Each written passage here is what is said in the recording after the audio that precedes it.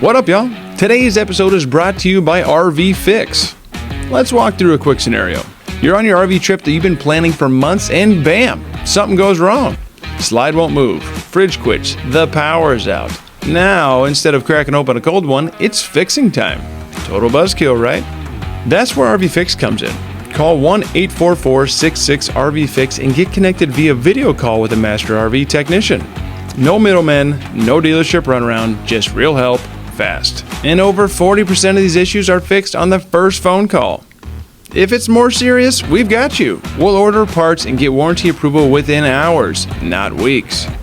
Then we can either ship the parts to you and walk you through the fix on a second video call, send a mobile tech from our 2,000 plus tech network, or have you drop it off at the dealership once everything's ready to roll. And even better, you get to keep your rig during this whole process. No more waiting 4 to 6 weeks for basic repairs. With RVFix, most shop fixes are done in just 3 days. Skip the stress, call RVFix, and get back to camping, relaxing, and making memories. Use promo code RVVoice at checkout to get a 60% discount and lock in your price for years to come. Learn more at RVFix.com. Hope you enjoy this episode. All right, welcome to another episode of the RV Voice. Today, I'm not in my regular room. Obviously, I've done a couple episodes in here because of being sick or whatever it may be, watching my dog. Today, I'm a little under the weather. Can't regulate my body temperature. I'm going kind of hot, cold, hot chills, whatever it may be. Anywho, today we have a different idea here for you. Why? We're talking about why trips to RV parks or national and state parks are worth, even weekend trips, not just, full timing, going and check these things out, and like how to do it also as well. We're going to be talking to someone who's not full timing, but has been camping for 18-ish plus years. In the last 7 years, they really ramped up because they live in a barn dough now half the time, and they also camp 12 months out of the year in the northern Midwest. So they know their stuff. This is going to be great. It is Mike and Joanie with Those Who Glamp Together. I met them down in Tampa. Thank you very much for being here. Oh, thanks for having us. Absolutely. We had a wonderful time down in Tampa. I think we scheduled probably back then. I don't even remember. I was like, when I was in Tampa, I was in January. I'm now in April. I scheduled out until April. While in January, I'm like, I need to chill for a minute. Nonstop. Yeah, it's good. It's a good problem to have, right? Oh, I have content for days, but this is going to be an interesting one. But I would love to talk about your guys' background first, because we talked a little bit before this. You said you've been not full timing, but traveling and RVing for 18-ish years. So 1, how many campers have you guys had? 2, why'd you get into it? And 3, why do you still do it? Okay. Well, actually, this is only our 3rd camper. We tend to keep campers a long time and get the most use out of them we can get. We started in a tent. Yeah, of course, we traveled with tent camping. And then we went to a pop-up as naturally. A lot of people do the same kind of thing. And then we went to a travel trailer, toy hauler. And now we're in the very luxurious 5th wheel that we have now. So we're actually we're in the market right now for possibly going back to a toy hauler or going to a drivable. We're very torn between the two, but that's kind of what we're leaning towards in the next year or two. A possible drivable. Why did we get into it is literally we got into traveling by RV because of our dog, believe it or not. We had a dog back in the early 2000s. And we didn't want to leave her home. We just want to take her with us. Yep. So that's what started us traveling with our tent and stuff to state parks. But once we got into RVs, it just made it, we could take her everywhere. Yeah. Perfect. And now we continue to do it. Oh, I'm sorry. I was answering the 3rd question, but now we continue to do it because it's an addiction. You know it as well as we do because we've seen you in your van. So it's an addiction. If anyone hears this van is for sale now. I don't want to. Well, I'm trying to just I can take RVs for free because I work for Vicious. So that's great. Yep. Yeah, I'm like, well, if I don't really need that. It's great for hunting. I love it because I can just drive it up to the mountains. I can just stay in it. But I think I'm going to go for like an old 90s pickup and then have a truck bed and a topper. So I think that's my route next. And then maybe a car just because to get around. We'll see. Haven't decided yet. But anyway, so you guys have been doing it for that long. That's awesome. And you guys have gone through almost a third of the national parks, which is crazy. I mean, I didn't know there were 63 of them. I knew there was a decent amount, but I didn't know there was 63 national parks within the U.S. So I guess we kind of covered your background. Let's start with, why do you think weekend trips are worth it to national parks? When I say that, so like, I guess we can say state parks too. What's the best way to get there quickly, right? And what's why do you do that? I mean, you started, obviously, that's literally in your bio. It was like 24 of 63 out. So I'm like, okay, this is going to be perfect for these guys. Why national parks, I guess? Why national and state parks?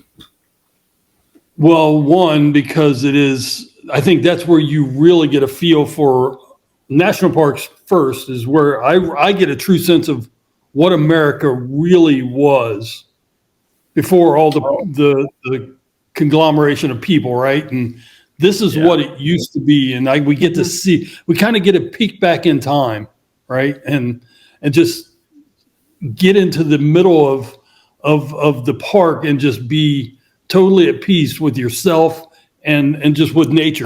And that to me is incredible. I didn't think about it like that. Teddy Roosevelt was like the big kicker of the national parks, right? He was. Yeah. And he was the one that created the first one. Right? Wasn't that Yosemite? No, it was actually Yellowstone. Yellowstone is our first national Yellowstone's park. our first. Oh my goodness. I haven't even been to Yellowstone. Driven right by it several times. I live in the state that it's in.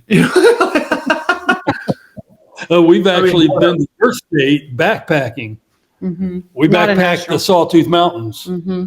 Oh, wonderful. Up in Stanley. I did that. I did a little bit of that. My first year here, I camped out. We only did the Alpine Trail, which is like the Alpine. It wasn't even the whole loop. I just went up because it was in June. It was June 2nd or 4th. And it was still snow capped. Like we couldn't even get up there. Yeah. So I was like, well, we just turned around and went down to camp down there at the base, which was fine. It was still wonderful. The sawtooths are super cool. They're just jagged and gnarly looking. But yeah, I need to do more of that. But I didn't really think about, that's a good way to look about the national parks. That is like a glimpse into history. Could you imagine horse and buggying across the U.S.? No, I couldn't. And then all of a sudden that's there. Yeah, if you go through like Glacier National Park, that's one of the national parks we've been to. If you kind of go into the visitor centers, you can get a taste for like what it was. And even like Yellowstone, they still have the yellow tour trucks, buses that you can get in that open up the top and take those tours. They still offer those. Even back in the day when Theodore Roosevelt established the park, those buses were. Well, I don't think the buses were, no. But once the buses came into play in the park, because that was before the people were driving, but once they came into play, they've been there since. So there's such thick history in all these national parks. And it's just very interesting. Yeah, weekend trips, though, to the national parks is tough unless you live in like southern Utah or northern Arizona, or like us. We can take a weekend trip down to the Smoky Mountains because we're 6 hours away. Or Cuyahoga. Or Cuyahoga National Park in Ohio, which is here. So you have to really plan those. That's why state parks are so important, because you get the same feel of a national park, but it's homegrown in your own state. And you can drive 120 miles instead of 1,000 miles and kind of still get the same feel where you get the hiking trails and, the protected lands that you get to enjoy. So that's why the two are so closely, or I like them that much. Very much so. And we had a couple of state parks back home in Nebraska, and I think I hit a couple of them. Mahoney State Park is one of them. Platte River State Park's another. And you're right. They're kind of like, it's almost like they're just gems within the state, right? And they keep that. It's like a preservation of nature. And personally, I absolutely love them. I haven't done a whole lot of national parks, which is sad on my part. I apologize for everybody watching that I'm not that person yet. Don't apologize. There's still time. You got tomorrow. You got the day after. Yeah. So hopefully. I'm a little sick right now. I might not make it. But anyway, I mean, look at this little cup. You know, I got a little Colorado cup. I spent a lot of time in Colorado, so I've been a lot of those places.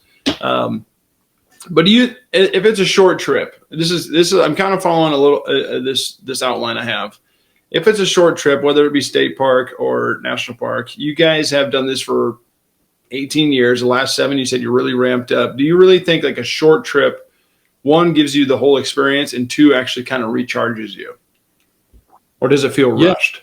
It can. It depends on planning, how well you plan your trip. And instead of just showing up and not knowing what to do, you can have 1 or 2 things you really want to tick off of your schedule and say, you know what, we're going to get the next things on our schedule the next time we come. Mm-hmm. You don't have to try to conquer the whole park at one visit.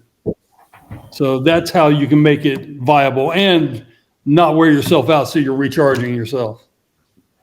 Absolutely. Is there I know that like wait lists for a lot of national parks are pretty hefty. As in you have to schedule out quite a ways. Is that still a problem? I knew it was a problem during COVID. Is it still a problem now? Well, there are some national parks that are first come, first serve. They have some that you cannot reserve, like Theodore Roosevelt National Park in North Dakota. We've done that, and you just show up, and if there's a site available, you can stay. And if there isn't, then you have to just keep moving on. Yeah. But a national park that we're going to this year is was it Mesa Verde we tried to stay in? No, it was actually Black Canyon of the Gunnison. Okay, Black Canyon of the Gunnison in Colorado. We tried to book that out this year, and we're going this summer. Well, the problem is it already was full like months ago. So yes, it can be tough depending on, we use an app called reserve.gov, and that is where you can get your tickets to get inside, tickets for, we got tickets for a trail in the Arches. We're doing the Arches. Yeah. So we had to get a ticket for a hike we want to do, and entries and stuff like that. It's just a really good resource to figure out what you want to do and how you want to plan your trip. And that's an app too, not just a website? Mm-hmm. Right. Yep. You can just download the app, and it takes you to the website basically. Yeah, we had trouble getting tickets for the sunrise tour at Acadia National Park in Maine.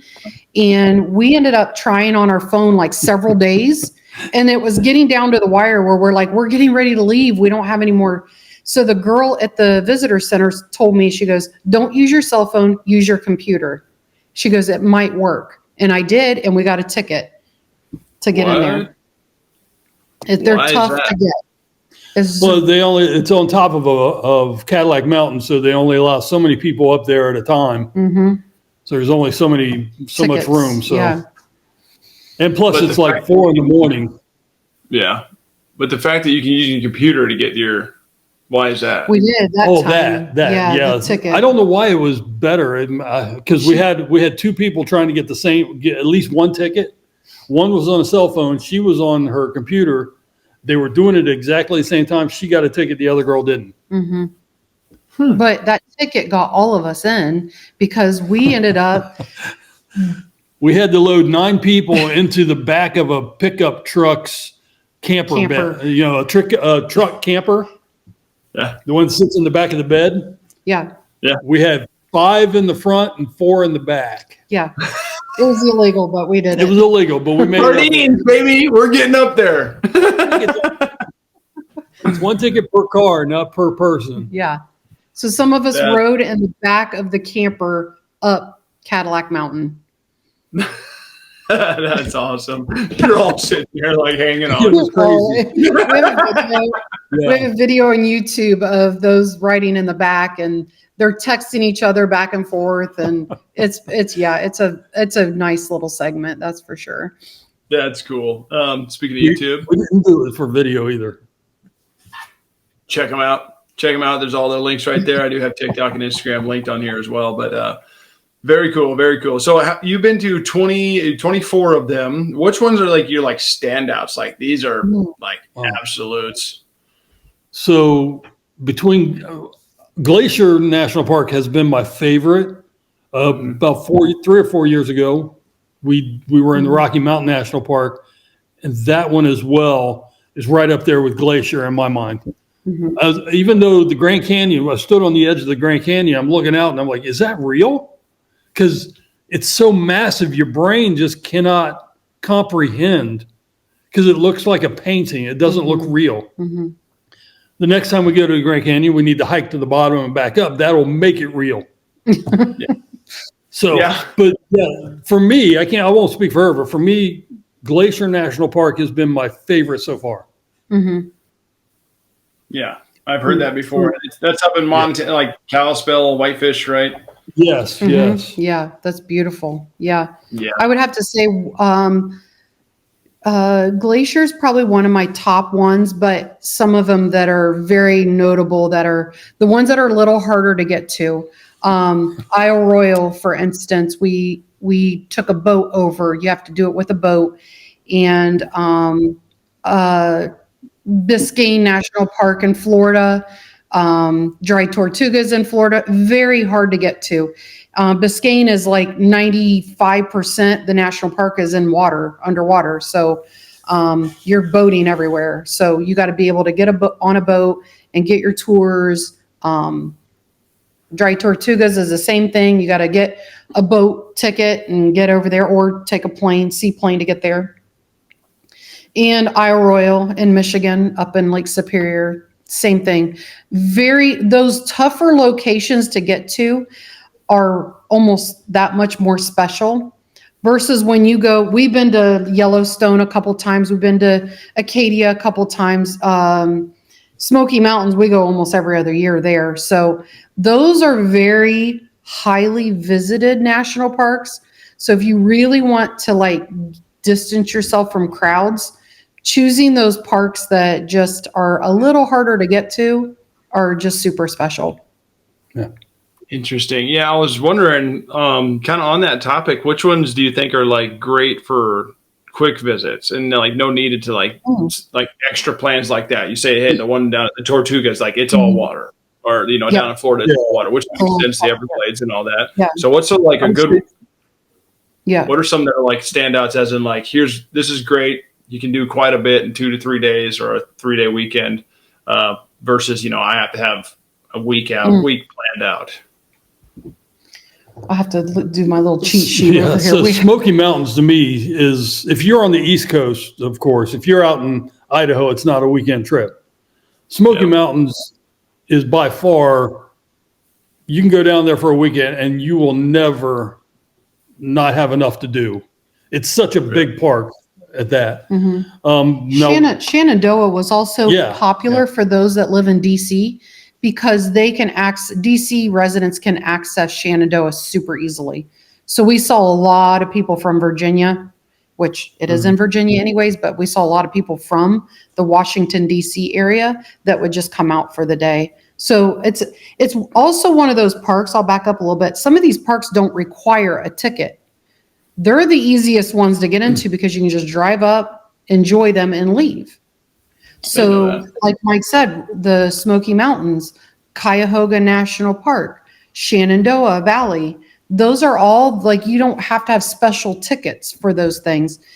And I would imagine if you're in southern Utah, Arches would be one of those, or Capitol Reef is one of those. We don't have to have tickets for that. You can just go in, enjoy your time there, and go. It's like, now we haven't been to those two specifically. But yeah. I didn't know that. I thought you had to have like a national park sticker for every single. I mean, you probably have a sticker. You have to have a pass. Now a lot of the national parks require you to buy an entry ticket, timed entry. On top of it. On top of, you have to have your national park pass. So all of them, except for Cuyahoga, you don't need a national park pass for Cuyahoga. Some of them you don't need, like even Smoky Mountains. You don't have to have that. You don't need a pass there's no Smoky gatekeepers. Mountains. And I don't remember using one down in Virginia at the Shenandoah either. Yes, we did. We had to do that bridge with a loop to get in. Yes. Yeah. That's Also, maybe your viewers and our viewers, because we'll be resharing this. If you are a military veteran, you can get this national park pass for free, and we can actually send you that link. It's a lifetime pass. It's a lifetime pass. So if you are a veteran, you can receive that. I think you have to pay $10 for the card and shipping. Well, I think it's just for shipping. Yeah. But it's free and it's for the lifetime versus like in the past, I think we've spent like $80 for a whole year membership. Yeah. So if you are military, we'd highly recommend signing up for it. Mike, are you military? I was, yes. Mm-hmm. Appreciate the service. Couldn't do it myself. I didn't do well with the authority, so. I didn't either. That's why I'm sitting here and not still in the middle. I got my data filling skills. Yeah, they would have probably put me in the Marines or the SEALs pretty quickly because I just like I mean, you get in my face, I'm right back in yours. Like I'm just, I don't do the. You don't just have my respect. Yeah, I don't know. No, you gotta. It's a. You have it until you don't, and when you don't, it's hard to get back. You know, kind of thing. Understood. Yep. But thank you very much for your service. I really do appreciate it. I really couldn't do it myself. So on top of that, you said that, the quicker ones, one, you said Shenandoah. I'm on a big 90s country kick right now. So I'm like, Shenandoah is like up there for me, which is a band, but if anyone's listening. Yeah. What about like easy access? So like the 2 to 3 day parks, you said a couple of them, and without passes, you can just kind of no timestamp. You can just walk right in or drive right in, whatever it may be. Is there any other easy access for like camping near scenic drives or short hikes within any of these parks that state parks or national parks? Oh yeah. I mean, they're all over. Like we just recently did Indiana. We did Brown County near Nashville, Indiana, just like a unique name, but Nashville, Indiana is a very touristy town, beautiful town, but Brown County State Park it's like a scenic drive in itself. It's beautiful. And that's just a state park, but they're all over. Yeah. Most of your state parks have something like that, but at least in Ohio, we can't speak for outside of Ohio. The national parks though, a lot of times because of the size of your rig, we have a 35-foot fifth wheel, you really have a hard time staying in the park. Yeah. Because most of especially your older parks, they require you to be under 30 foot, most of them. Now we found a couple, we've stayed inside a couple, but it's very few and far between. So staying outside the park is probably the best bet for most RVers that travel, cross country in bigger rigs. And then just finding your way in and checking out those drives and stuff like that. Now there's a few like the Wall at what is the name of that park? That's the Badlands. Badlands, yes. The Wall Badlands. You can boondock right on the Wall in the national park. No, you don't even have to have a reservation. You just drive up. Park. And we haven't done that yet. We've been to the Badlands. I need to boondock on the Wall. I think it's our 2026 plans, which we got a lot going on in 2026. Yeah. Maybe we'll share. South Dakota, yeah? Yeah, South Dakota. Yeah, that's way on that's not, how far is the Badlands from, isn't that just north of like the Black Hills? It's east of the Black Hills. Yeah. Right off of, was it 93, I think? If you go to Mount Rushmore, it's the perfect stop. Yeah. It's Mount Rushmore is right there. So you go, it's like an hour east of the Black Hills, maybe an hour and a half. See, that one's kind of goofy because Custer's a state park, right? Yes, Custer's a state park. That's where Mount Rushmore is. You'd think that'd be a national park because of it, but it's like the Black Hills is Black Hills National Park. Is that what it is? No, it's actually just the Black Hills region. It's a forest, national forest. Okay. But we struggle with this because we are very opinionated about how is St. Louis Arch National Park now. It's it's like the most recent one, but Mount Rushmore isn't. They should be national monuments. Yeah, they should be a national monument in our opinion. But because you have national lake shores, you have national parks, you have national monuments. There's all kinds of stuff. Like some people are like, there's hundreds of national parks.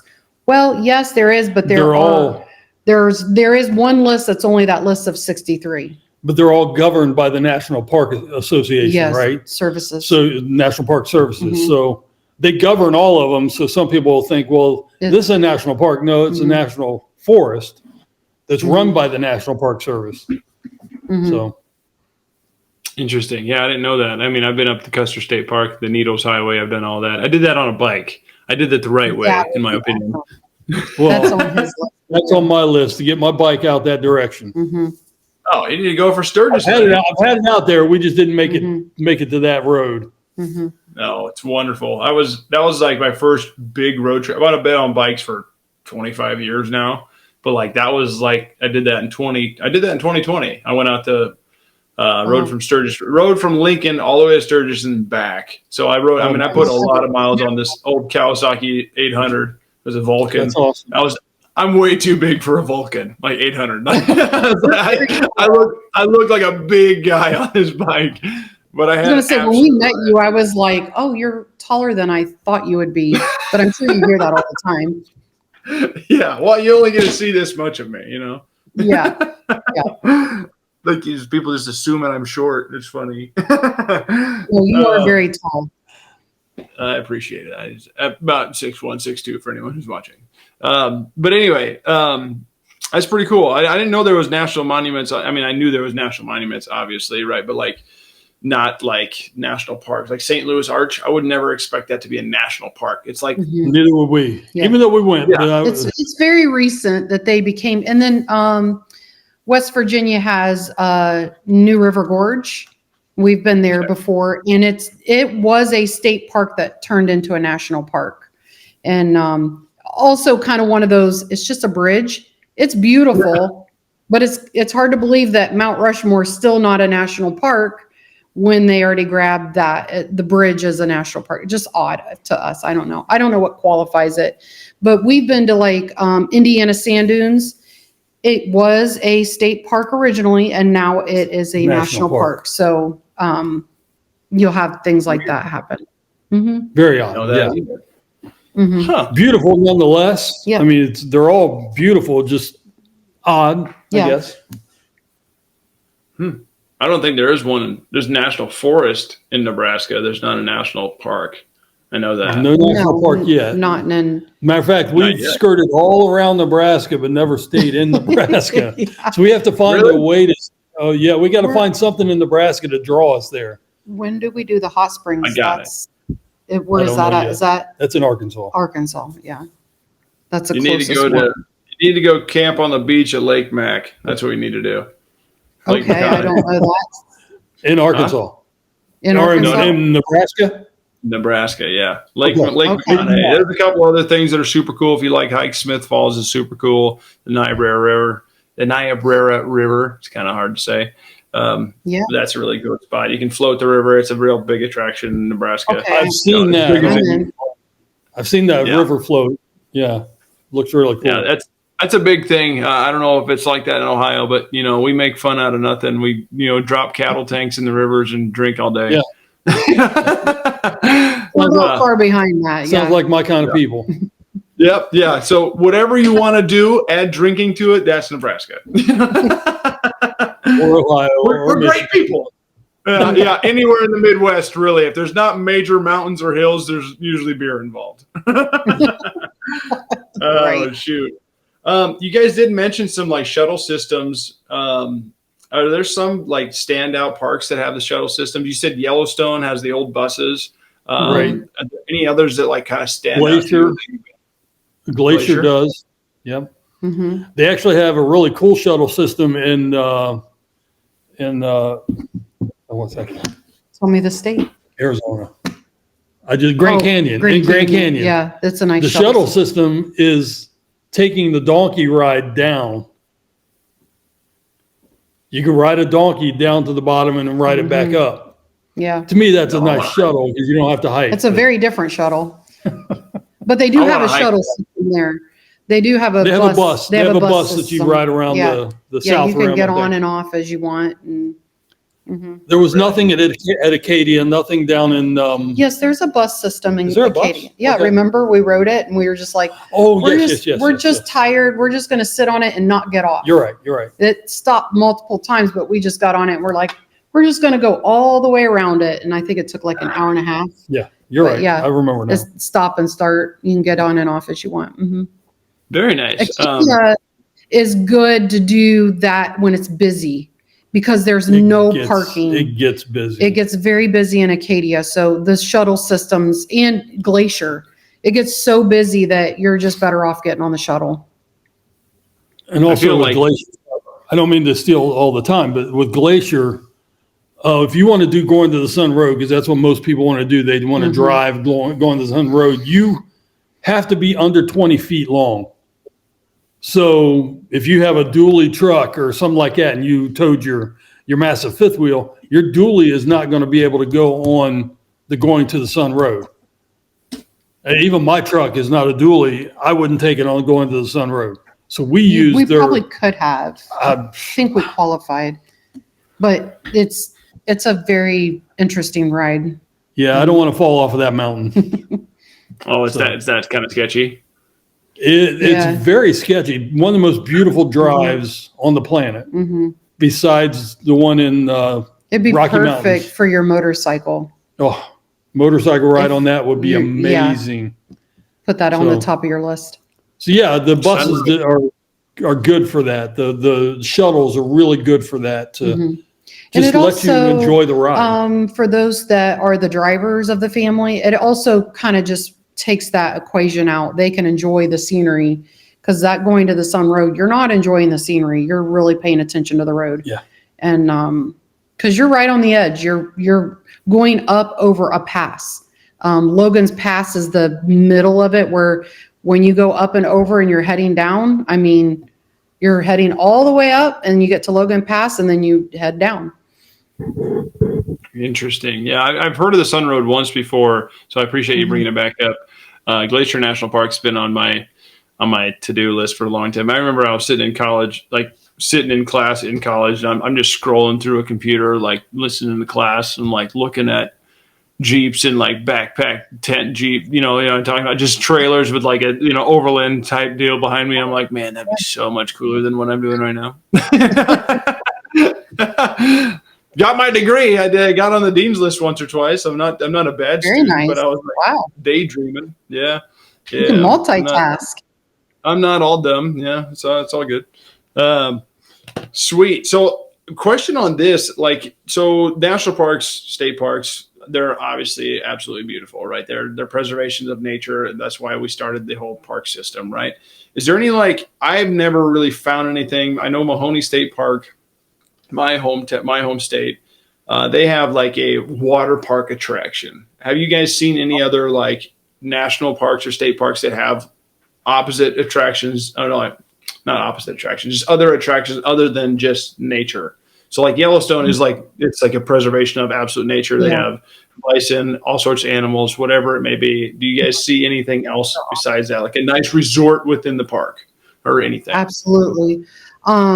We always make fun of it because even though Smoky Mountains is so beautiful, it's very commercialized in Pigeon Forge and in Gatlinburg. So those that like to shop and do go-kart rides or shows, that's perfect. It gives you the balance of nature, and then you can be like, hey, we need to take the kids and go to the go-kart putt-putt golf or whatever. Putt-putt, or go to a show or something.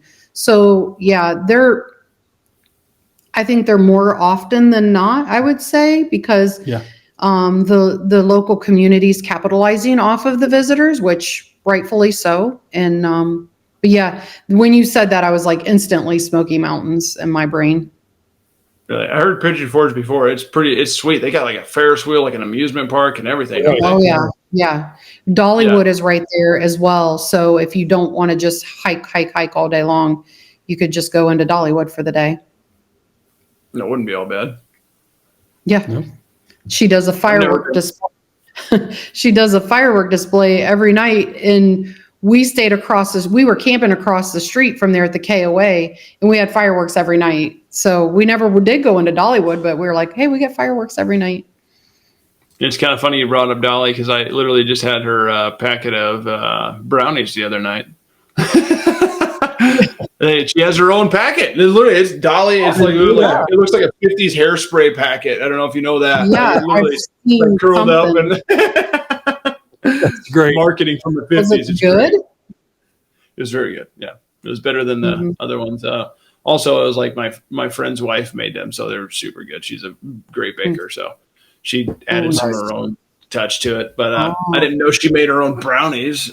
Who knew? What doesn't Dolly do? Yeah, what doesn't Dolly do? Yeah, one of the richest women in the world. Good for her. Good for her. Yeah. You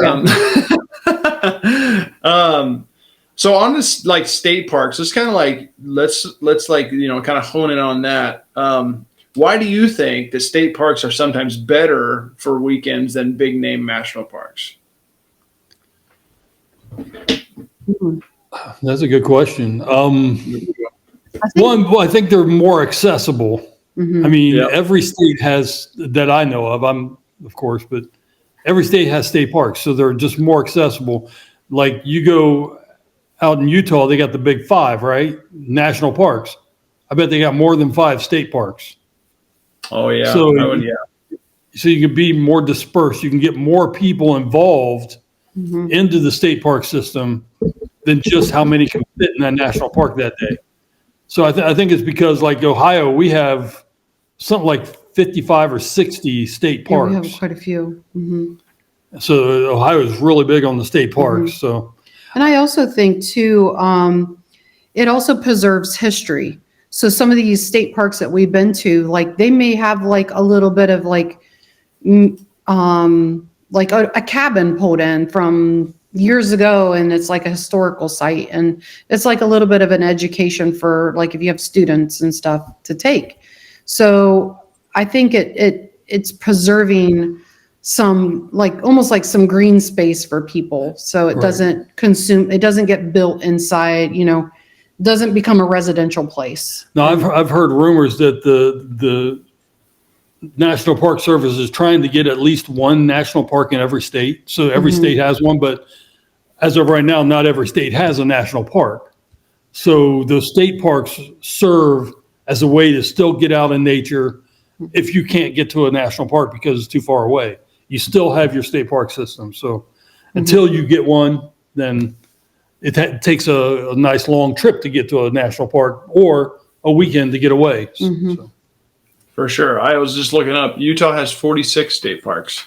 There you go. There you go. I was looking that up. I was actually kind of surprised. Utah's not a small state either. I feel like it is in the realm of things, but to have that many national and state parks. Now you're in Idaho, correct? Correct. Okay. Do we have any national parks in Idaho? You don't have any. You don't have any national parks. No. You're sure? National. Should be. There should be. Sawtooth could be. They're damn cool, that's for sure. Well, national you also parks. have in Idaho. You also have it's that one place that looks like you're walking on the moon. Craters of the Moon. Craters of the Moon. That's a very unique place. Yeah, we have National Reserve, National Monument, National Historical Site. On the very southern part, you have that waterfall. Twin Falls is beautiful. And, which most people don't know, it's actually larger than Niagara Falls. That's Shoshone. Yeah. Shoshone Falls. Yeah. Yeah. I think that's right down the road from there is when Evel Knievel tried to jump the Snake River. Absolutely. And he crossed it, technically. He didn't land it well. No. He went flying for another 100 yards on the ground rolling, but that's awesome. He did it. Good reasons to go to Idaho, right? Yeah, absolutely. And a lot of people, so that bridge right there is the gorge. It's like a couple 100-foot drop. And it's kind of, it reminds me, Idaho really reminds me that when I crossed that specifically, because most of Idaho's desert, at least the bottom half, right?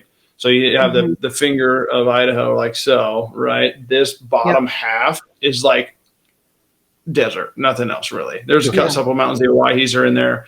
But it reminds me of like, was it Wile E. Coyote and Roadrunner, It's like running, all of a sudden it just drops off. I mean, literally, you can't even see the gorge until you're over it. It's creepy, and it is massive, out of nowhere drop, and it's this giant valley. There's golf courses at the bottom of it. Yeah. We've seen people jumping off of a bridge that do like the parachute thing and base jumping. Yeah. All day long. Most of the year. Kayaking. And from the top, the kayaks look like they're this big. I mean, you know that it's a big drop.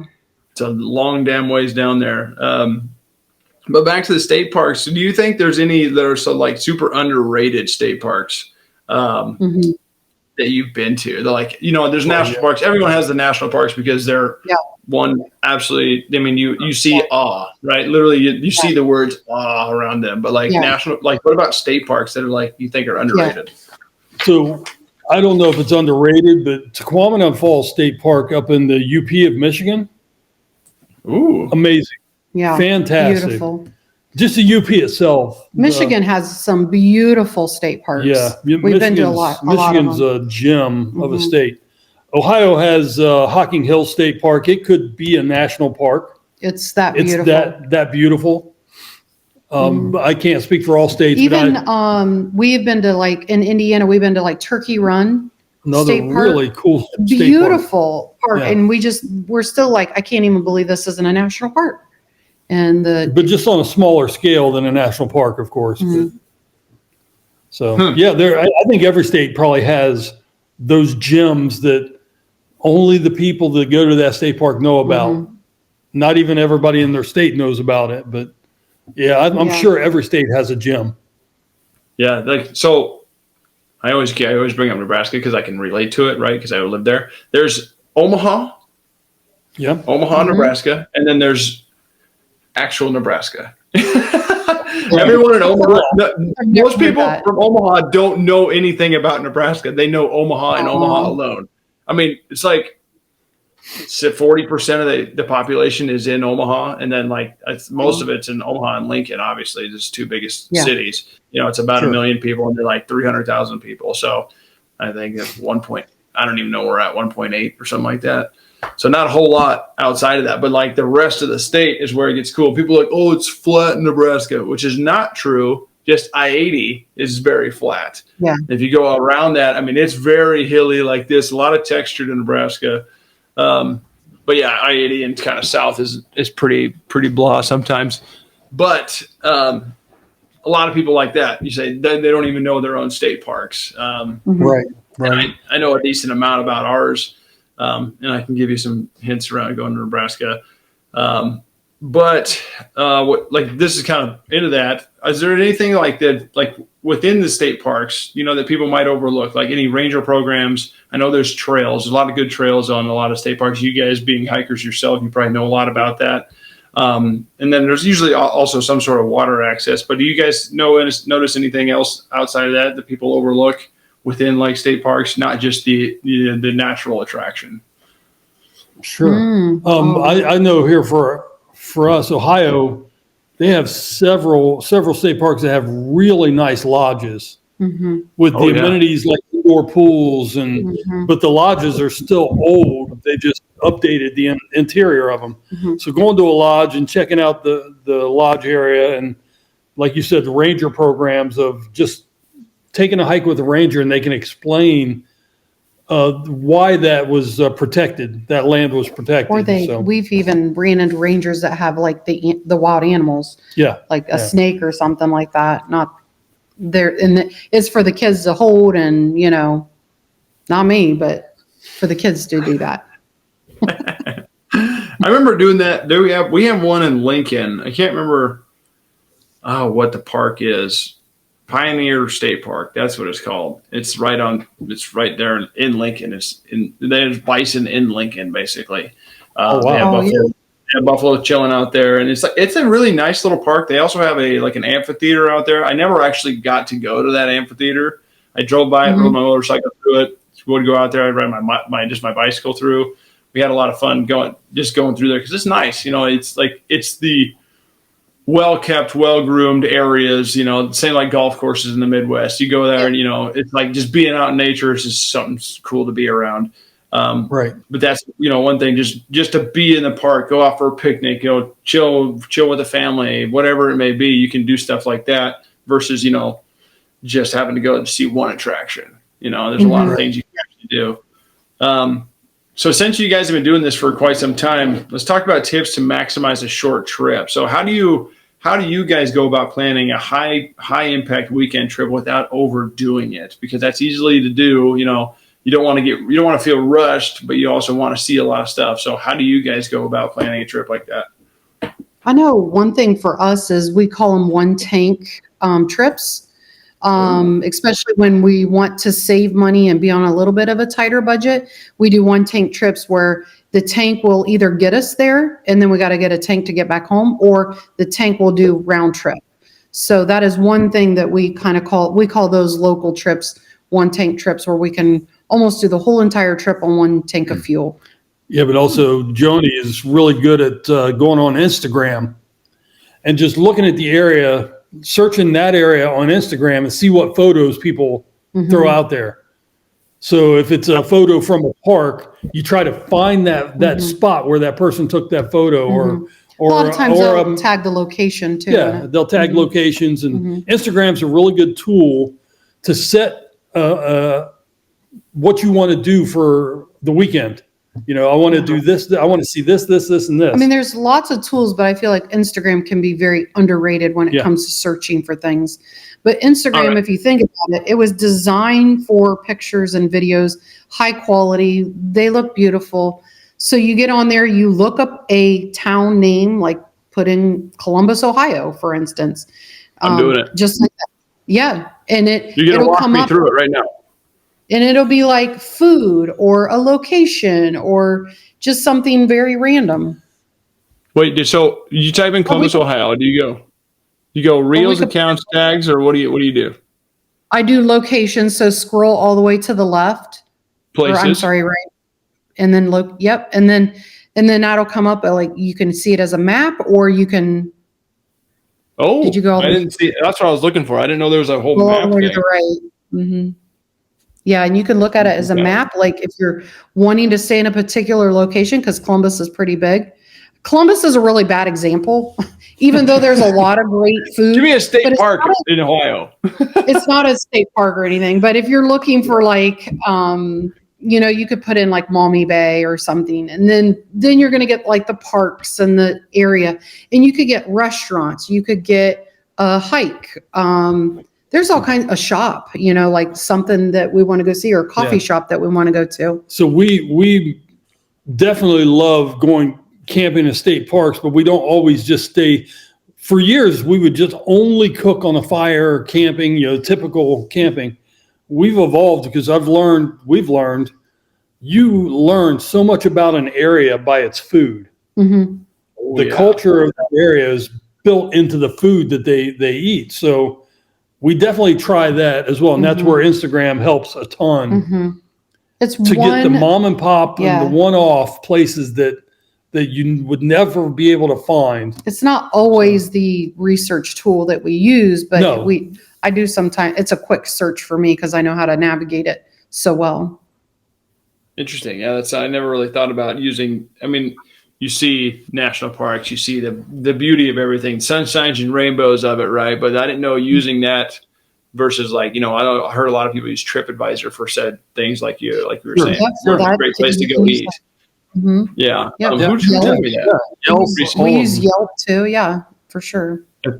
50 and Fifth Wheel and Kelly and Renee, they were talking about that. They said TripAdvisor is like they're like they love doing that. She's apparently that's Renee's thing, that she's really good at like finding those little mom and pop shops. Good place to eat. Yeah. And it's funny too. There's times I even jump on Pinterest. When we did a trip out to Iceland, we did a rooftop tent in Iceland, and we used Pinterest a lot to save all of our details. Because that's one perk with Pinterest is you can create your own board, save all this stuff, and go back to it later if you needed to. Very nice. I like that idea too. Man, you can get lost in Pinterest. Rabbit trails for sure. Yeah. You just all of a sudden you were looking at this, and now you're looking at something way over here, which is similar to Instagram, but it's a totally different manner. Like it like pulls up like very similar stuff behind it under the pin. Like, oh my gosh, You're like, I want that. I was researching Iceland, and how did I end up on kitties? Yeah. How does this even happen? When did you guys do the rooftop temp in Iceland? A year and a half ago. Mm-hmm. How was it? Fantastic. Highly recommended. I've been all over the world in the military, and I used to travel in a rock band. Oh, nice. So I've seen the world. Iceland was something that I'd never seen before. Mm-hmm. It was that diverse. I mean, it was that, it's hard to explain. I could totally see you doing it, especially because you already do the van life. It would be an easy fit for you to go do. Wow. And hey, you could ski there if you go in the winter. Well, you could probably ski in the summer. You could ski there in the summer. It's so cold. It was cold. Yeah. It's Greenland's better for skiing, so I've been told. Yes. More snow, actually. There's Yeah. more ice and snow in Greenland. Yeah, Mike's a man of many lives, apparently, huh? Yeah. I've lived a few. Yeah. Yeah, wouldn't mind having a beer with you. Check it out. Hear some more stories. Well, next time we meet, we'll have one. We'll make it happen. I love it. So for like small weekend trips, you guys have probably the most perfect setup as a I guess fluent RVer. If that's the right word, or frequent RVer, right? So you have a barn dominium with a living space, which you're in at the moment, right? Mm-hmm. And you have your whole. How big is your garage space? It's 2,500 square foot. Oh, geez, pretty good size. So it's like a 50 by 50. We could take you out there if you want to see it. No, we'll do the B-roll if we need it. But anyway, so like question on this, like, do you guys have because you do long trips and short trips, do you guys have like a go-to packing list or checklist to make it super easy for you guys to get up and go and then set up and tear down, make it faster? Because you're doing a little bit of both. You guys traveling on east to west? Is that right? Yes. Mm-hmm. Yes. Tandera. Delaterra? Mm-hmm. Oh, Tandera. Tandera. Yeah, it's a fifth wheel. Yeah. Yeah. Our go-to, because we are very fortunate to have our home here, and it's right outside a door that we can just easily walk in and out. Packing for us is clothes, especially for a quick weekend, is clothes and food.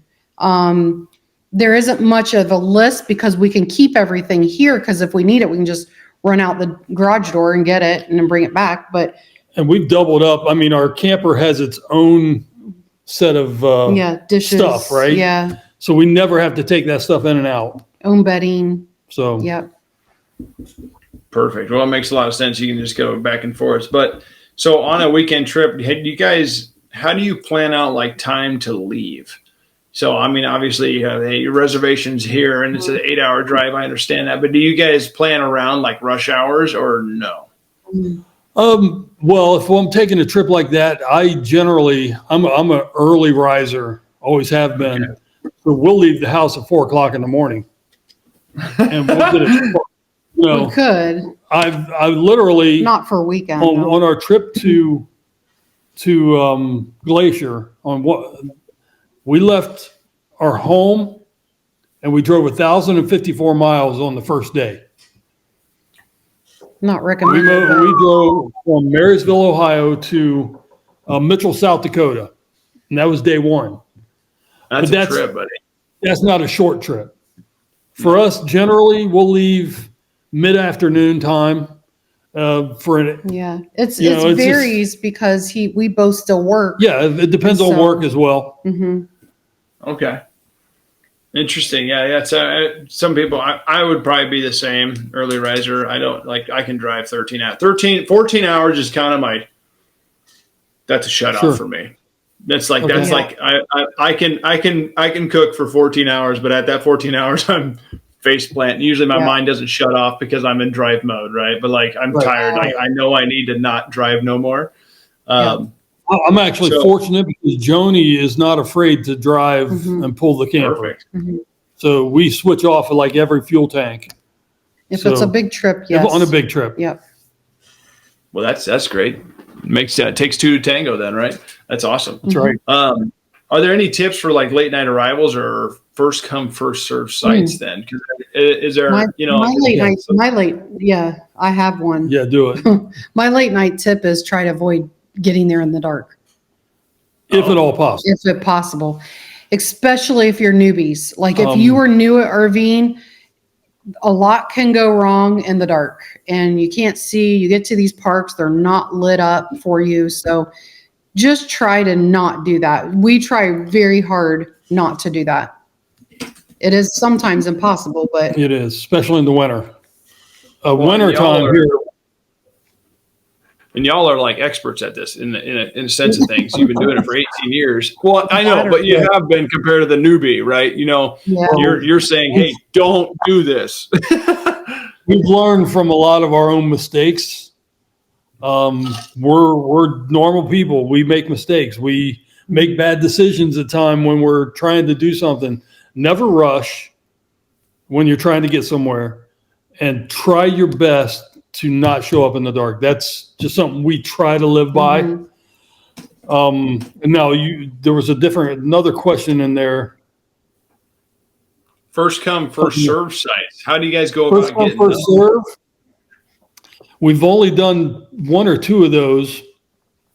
And I would say find a place within an hour of your campground, spend the night there like a harvest host or something like that, so that the next morning around before noon, you show up at the first come, first serve, because most people are going to be leaving and you'll get in there and not as many people will be showing up before noon to get a site. So try to get in there as early as possible, but got to give people time to leave those sites as well. I like that. That's a good one. It's just like, hey, well, I'm here. You're just kind of waiting for somebody to pull out of work. You know, to go find out. Right. In today's day and age, first come, first serves don't happen that often.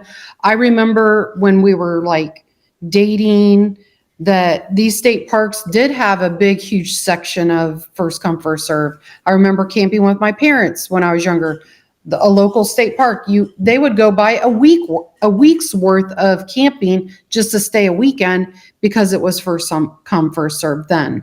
Anymore, a lot of these places have reservations, so they're a little bit fewer and far between to do the first come, first serve. If you're new at this, I wouldn't worry. Don't fret, because there's a campground nearby that will take your reservation. Perfect. I think first come, first serve, it kind of applies more to boondocking now. You're going to BLM land. You might want to get there at a time where, you know, what I was saying, people have already left, but yet most people are going to show up after the noon hour. So get there before that and see what you can find. So, yeah, I mean, I've gotten caught with the van. I'll be honest with you. Like, I'm like, hey, there's boondocking spots. I roll in, not one available. I'm like, so I got to figure out something. Loves, where's the Loves at? You know, camp out there. I don't really care for that because the lights are on all night. You know, I feel you, man. Yeah, the noises. Little less enjoyable. But so on top of that, so what are some of your favorite tools and apps for scouting and reserving like last minute sites or just sites in general?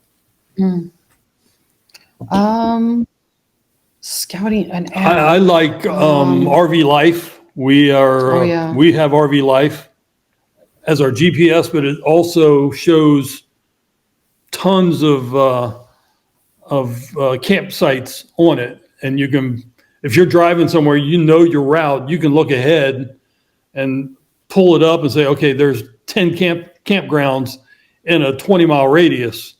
You can start checking those out and start calling them on your way, stuff like that. So I do like RV Life. Yeah, that's a great app because people can go in and give their reviews. And we've even gotten a notification back from RV Life saying, hey, your review has been viewed by like 300 people. We had a issue with a campground out in New York where we were underpowered. And that's actually detrimental to your camper as well. And it kept tripping our Watchdog EMS system. And so it's kind of like, we're leaving. So we left. We didn't even, the campground was so bad, they wouldn't even help us out. They wouldn't refund any of our money. I was like, fine, that's, do whatever you want. That'll just be a bad review for you. And we didn't give them a good review. Majority of the time we do give good reviews, but in this case, I'm like, I want people to be forewarned. They know the issue. They are not willing to help you. They wouldn't refund your money, and we had to leave.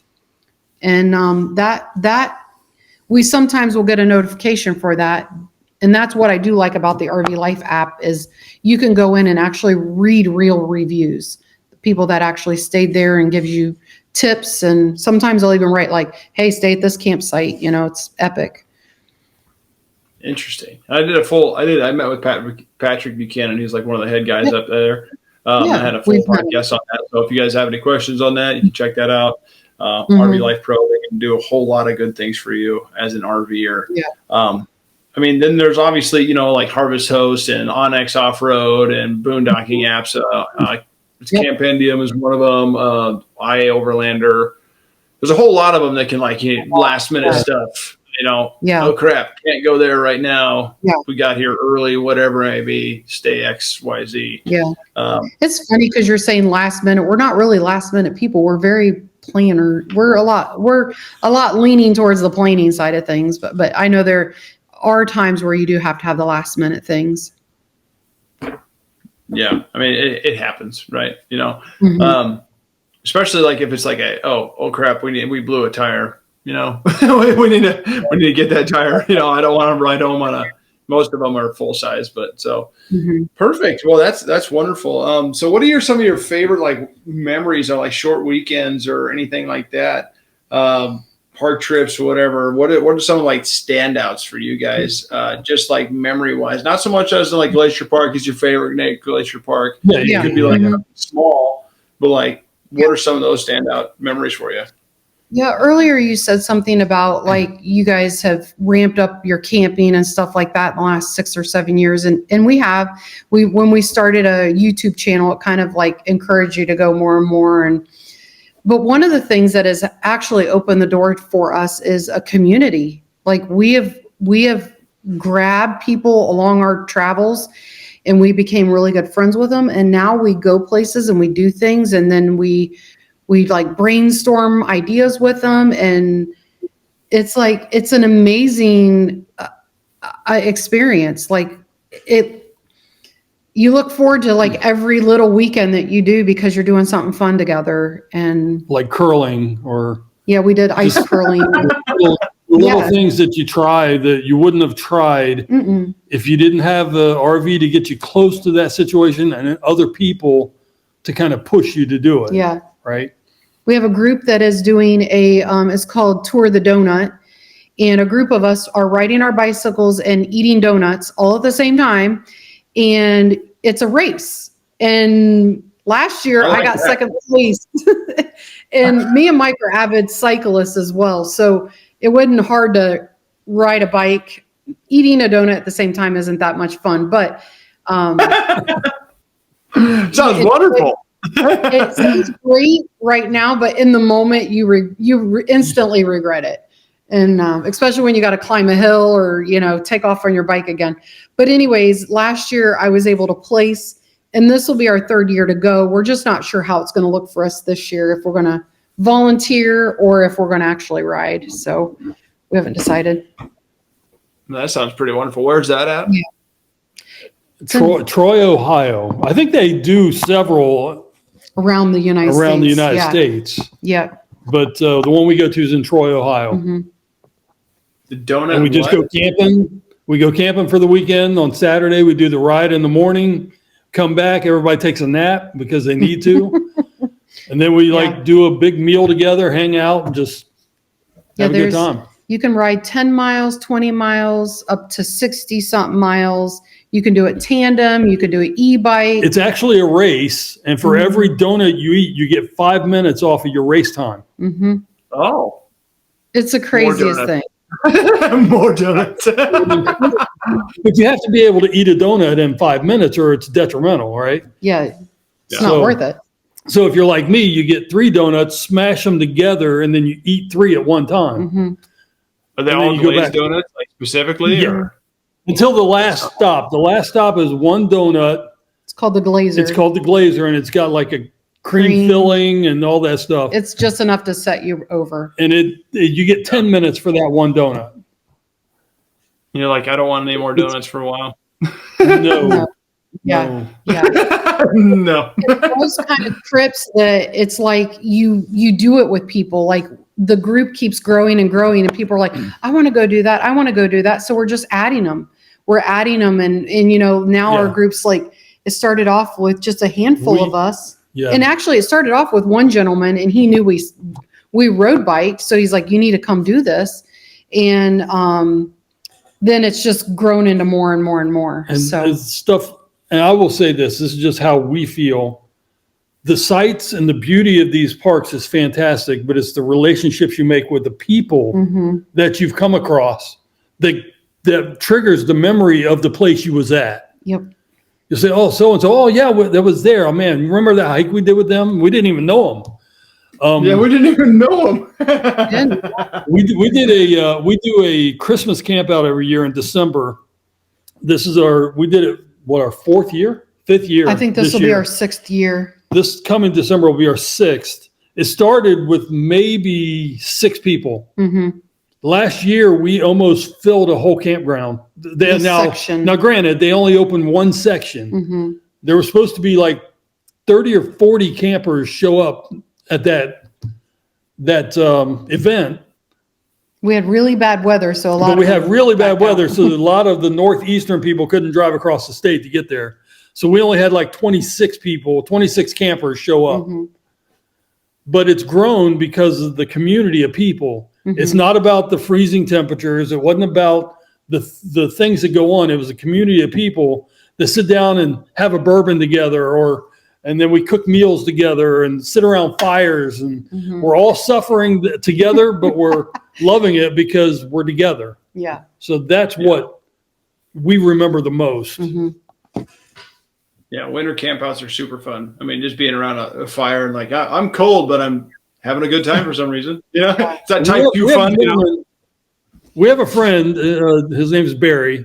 He's the most epic fire person on the planet. He is the fire marshal. He is the fire marshal of our group. He can start a fire and keep that thing as big as you would ever want it. Mm-hmm. He's an amazing human being, though. So. Oh, that's awesome. You guys live in the way you're going about your camping lifestyle is absolutely wonderful. The fact that you camp 12 months of the year, whether it's cold or not, that's cool. In my opinion, I think, a lot of people are like, oh, they're fair weather campers. Like, it's not all what it's about. There's a lot of beauty within the cold, in my opinion. Sure. Yeah. Sure. I would love to wake up. Go ahead. Yeah. A lot of times we just use our camper just to sleep in it. So as long as you're warm and comfortable, I mean, there's a lot of trips that you can make. And there's times we do it without water even, because it's like, nope, don't want to chance that. We're just going to stay winterized. Yeah, I would love to wake up in a camper, like a truck camper or something, and go skiing. That's why I bought the van in the first place. But I was like, man, I have to really trick this thing out to make it work for that reason. And I mean, it's an Astro van. It's a Safari, same thing. Sure. I don't fit in them very well. I'm not 5'6". You can't stand up in them at 5'6", but when I'm 6'2", it's a little different animal. Yeah. And I can't even sit up in the front seat. So that's another reason why I got to get rid of it. It's just like I can't even comfortably drive. I drove it across the country, though. I drove from Nebraska to Idaho. Made it 17, 18 hours. Did well. Yeah, she's great. She's great. You had to unfold after you got home.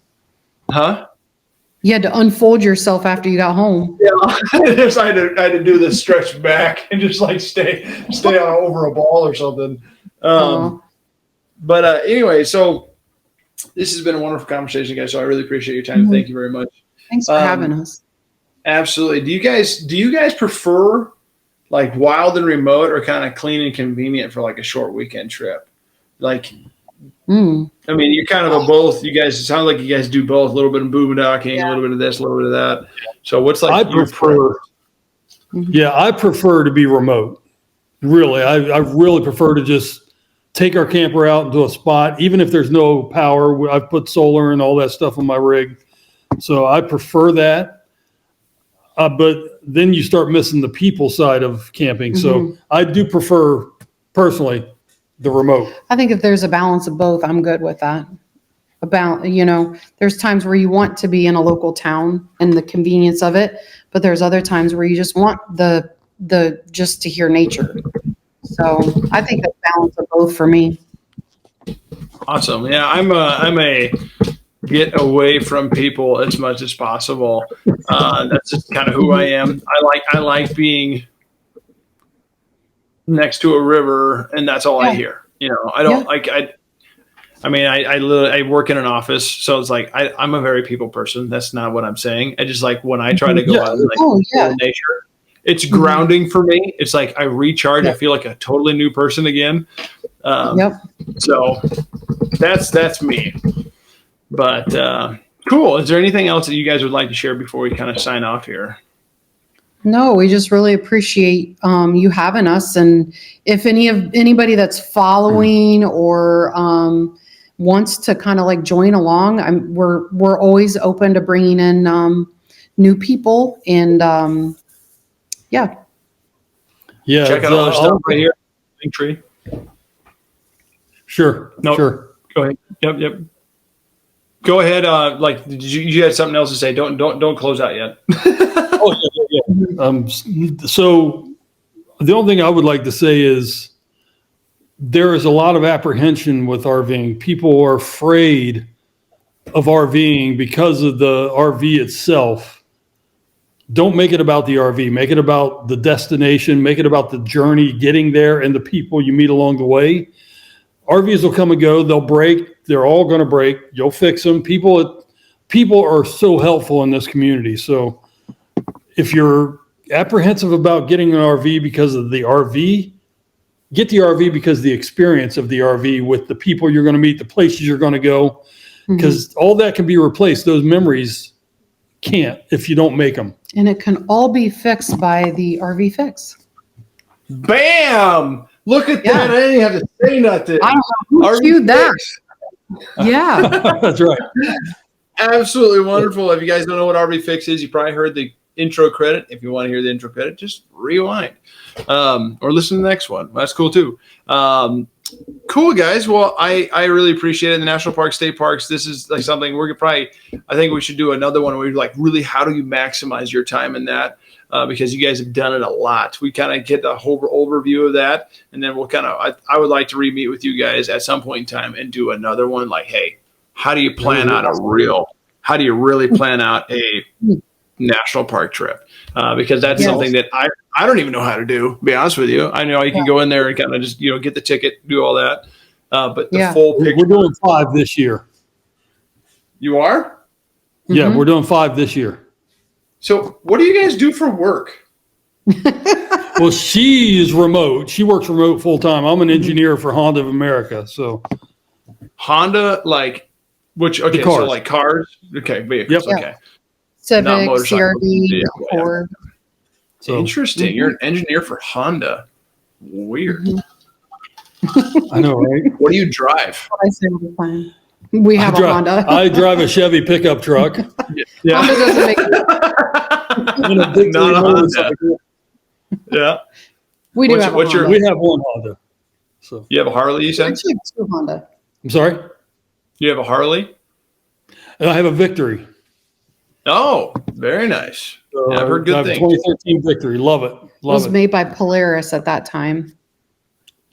Yeah, the one thing I heard about Victory, I think it was Victory, is that like the seals, there's like 42 different gaskets on a Harley, and there's like 6 on a Victory. Yeah, there's total of 7. Yeah.